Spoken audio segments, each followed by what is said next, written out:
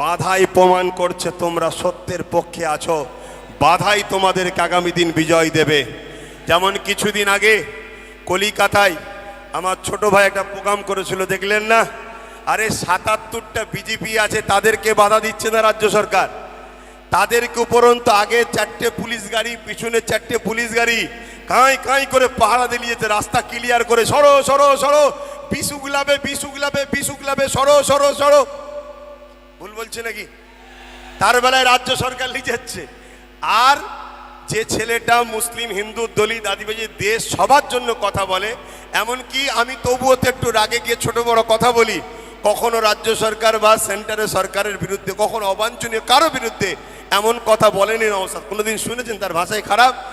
তাকে কিন্তু রুখে দেওয়ার জন্য হাজারো চেষ্টা করলো, লাখ লাখ টাকা খরচ করে চেষ্টা করলো রুখে দিবার। তবে আমি খুশি হয়েছি, আর আহলে সুন্নাত ওয়াল জামাতের ছেলেদেরকে বলবো, তোমরাও শেখো, মন খারাপ করো না। সেদিনের প্রোগ্রামে নতুন নতুন প্রজন্ম তারা সব নেতৃত্ব দিয়ে বিনা সেনাপতিতেই তারা জয় করে ঘরে ফিরেছে। তো যাই হোক, আজকে অবশ্যই মানুষ জাগছে, মানুষ আগামী দিন আরো জাগবে। অন্যায় যুগে যুগে উঠেছে, দেখবেন গিলাসে যখন কোনো ঠান্ডা কোল্ড ড্রিঙ্কস চাকবেন, থামস আপ হোক, কিছু একটা গেঁজা ওঠে, কিছুক্ষণ পরে দেখবেন ওটা আবার হুস করে বসে যায়। অন্যায় ওঠে ঠিকই, কিন্তু সেটা আস্তে আস্তে শেষ হয়ে যাবে। আর একটা কথা আপনাদের বাড়ি বাড়ি প্রচার করতে হবে, বিশেষ করে অমুসলিম ভাইদের বাড়িতে। বিজেপি তাকে প্রমাণ করতে চাইছে আমরা হিন্দু দরদি, এটা প্রমাণ করতে হবে। রেল বিক্রি হয়ে গেছে, চাকরি আমার হিন্দু ভাইদের গেছে। এলআইসি বিক্রি হয়ে গেছে, চাকরি হিন্দু ভাইদের গেছে। এটা প্রমাণ করতে হবে, তাদেরকে বুঝাতে হবে যে আপনাদের ঘরে ঠকানো হচ্ছে।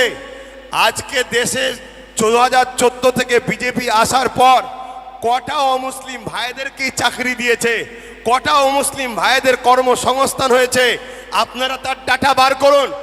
মনে রাখবেন, এরা সম্পূর্ণভাবে পুঁজিপতি কর্পোরেটদের হাতে পুরো দেশকে বিক্রি করার একটা প্ল্যান করছে।